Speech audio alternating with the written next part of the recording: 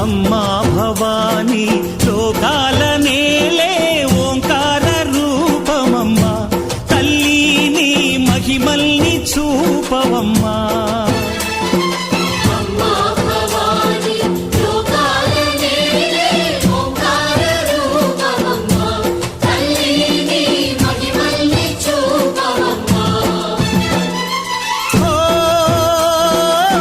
సృష్టికే దీపమా, శక్తికే మూలమా, సింహరథమే నీదమ్మా. అమ్మ దుర్గమ్మ భక్తులను దీవించుమా.